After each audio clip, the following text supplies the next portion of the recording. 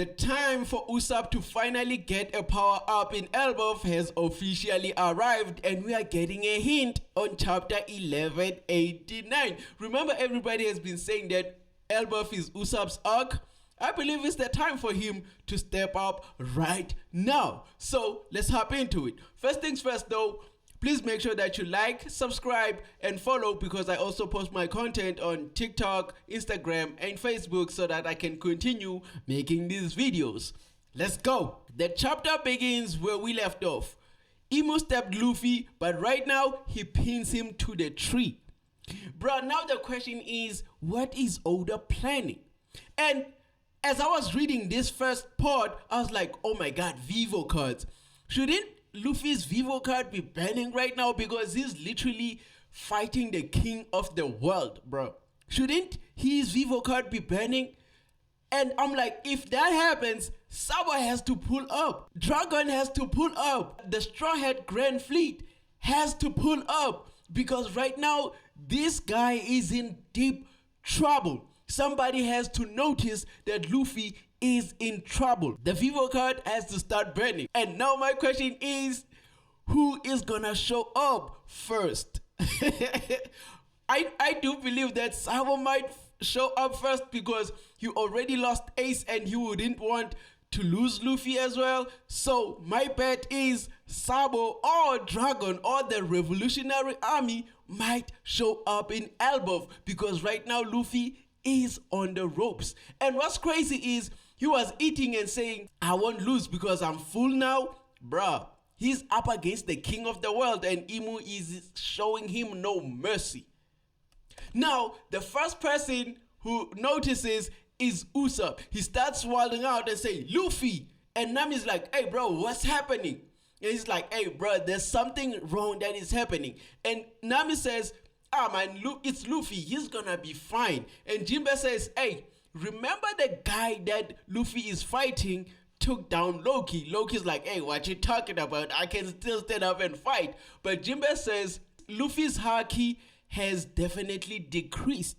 And I know that the Straw Hats believe so much in Luffy, but at this very moment, I don't see him winning. And while we are still on Ussop acting out though, before I continue, remember he's the first person to notice. I'm like, did he remember that he has observation haki? Because the last time he used observation haki, it was in Dressrosa. Will Ussop do something similar and snipe Emu from afar? Will he do that again?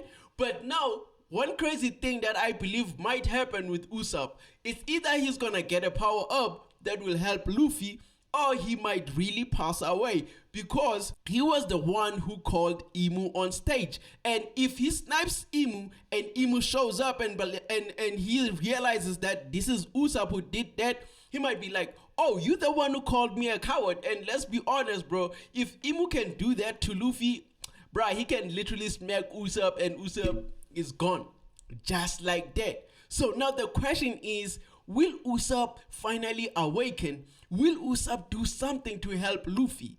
Will Ussop pass away?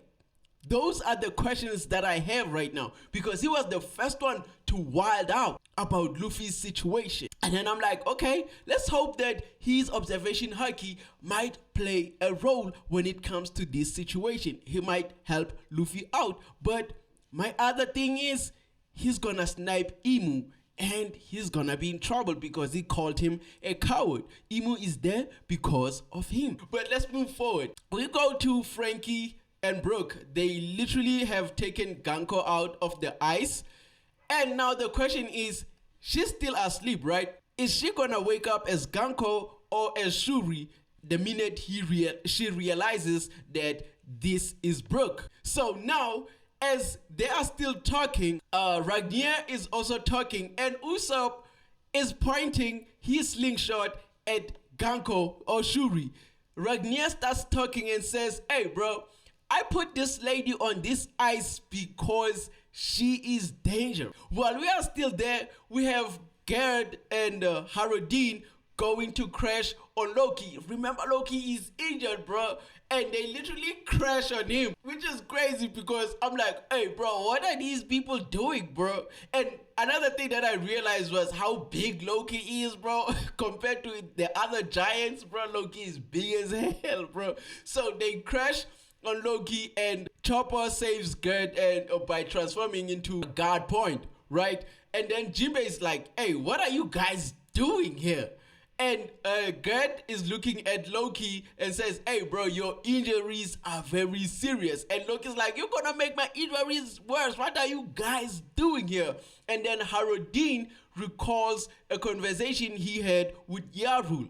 Yarul said, hey, look, go back up Loki and fight with that guy. Because even if we try to save the kids ourselves, up until we take Imu down, bro, it will be literally just a useless point, a pointless action. We have to take Imu down first because he's at the heart of this. And he asks Loki, do you know this guy? And Loki's like, yeah, sort of.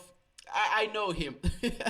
And then we go back to Imu and Luffy. Imu pulls up another sword and he says this is the sword that feeds on life force. Remember, Luffy already did that thing with Eva while he wanted to save Ace.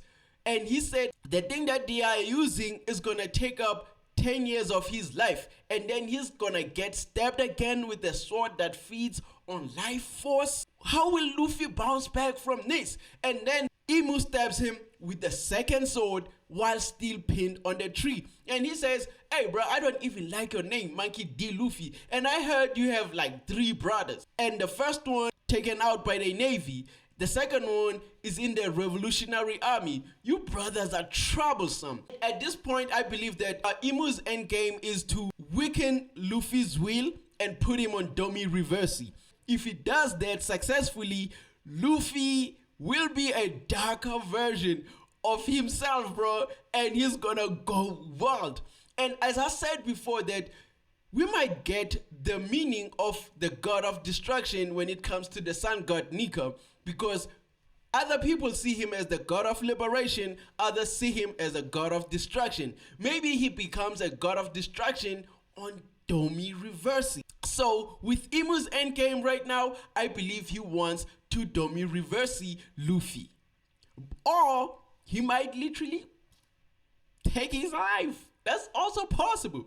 And then we move to Loki, thinking back to the time they were talking to Shanks right after they taken down Harold. Loki is seeking revenge and he says, I wanna go and fight whoever did that to my dad. And Shanks says, hey bro, listen, you cannot fight the world government all by yourself.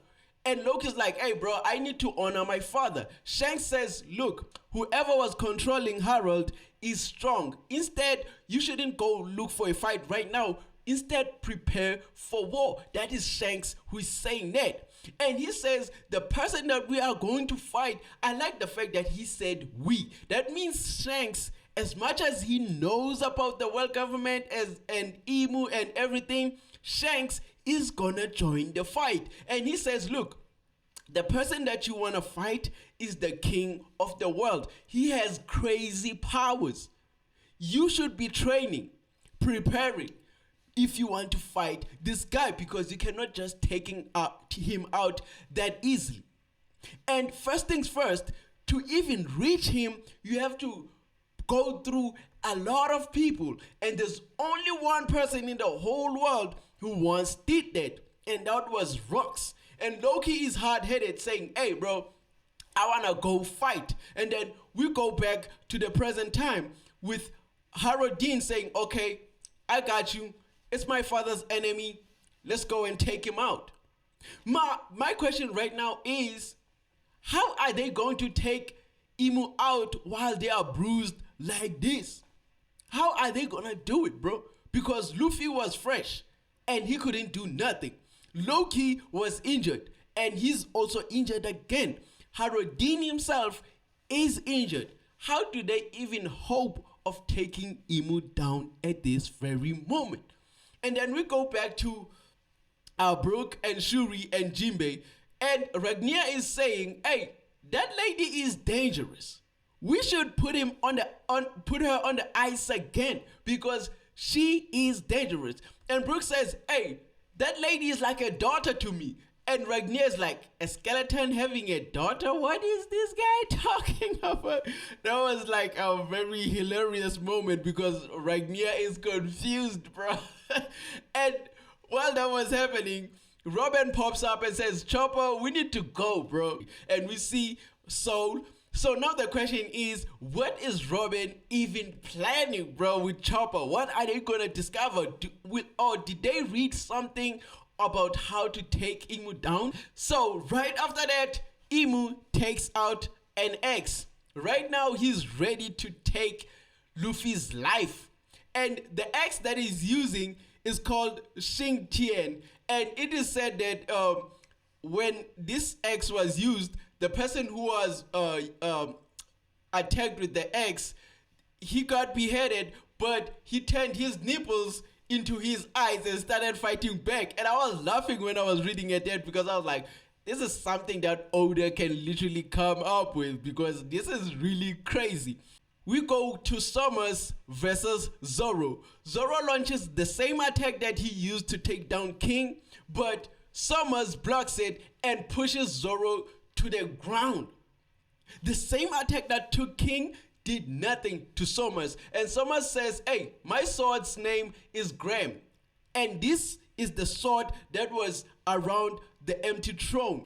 He says, right now, you are no longer just fighting me. You are fighting the power that controls the whole world. Bro, when he pushed Zoro back, I was like, hey, it's starting to become crazy in here. What is Zoro gonna do next? Because remember, the Holy Knight said, if you want to take us down, you gotta use Haki. And remember, Zoro hasn't literally used his Conqueror's Haki because he didn't think he has it. How powerful were these 19 kings that founded the world government if they're using swords like this? Bro, I'm like, hey bro, this is starting to become crazy because now it might explain how they took down Joy Boy. They were powerful enough to take down Joy Boy, the ancient kingdom, with these swords, because I don't think you can just use these swords if you're weak because they look like black blades and you can only have a black blade if you're strong. And then we go to killing him carrying his own spear. The spear is called the spear that takes down gods. In its mythology, it was the spear that was used to confirm Jesus's death. And one thing that I found crazy when I was researching about this was the person who stabbed Jesus to confirm his death, it was a blind man. And this blind man, after stabbing Jesus, Jesus's blood spread on his face and he started seeing, and that person later converted into Christianity. Now, my question is, if Killingham is using that same spear, what if after the defeat from Sanji, Killingham is gonna turn against the world government? Remember, when it comes to storytelling, being blind doesn't necessarily mean that you don't see. It might mean just you're following the wrong people. So what if Killingham, after losing to Sanji, he's gonna turn against the world government? Because I do believe that Oda just doesn't take things out of the ordinary just because they are cool. It might have a big significance in the story. And while the Straw Hats, Zoro and Sanji are having a hard time, we go back to Imu. Imu says, okay, now it's time for you to pass away, Luffy. Luffy is literally unconscious, crying. And as Imu is launching his final attack, Gaban shows up to block him. I'm like, first things first, I don't think Gaban is gonna do something because he's already injured by Somers. So now the question is, everybody is injured and Imu is still fresh. Who is gonna fight to stop Imu right now? Because I don't think Gaban can do it. Now the question is, will the Revolutionary Army pull up? Will Shanks pull up? Will the Grand Fleet pull up, or will Ussop do something to chase Imu away? Let me know what y'all think, because I have so many theories in my mind of what I think might happen. But let me know in the comments, and I'll see y'all next time. Peace.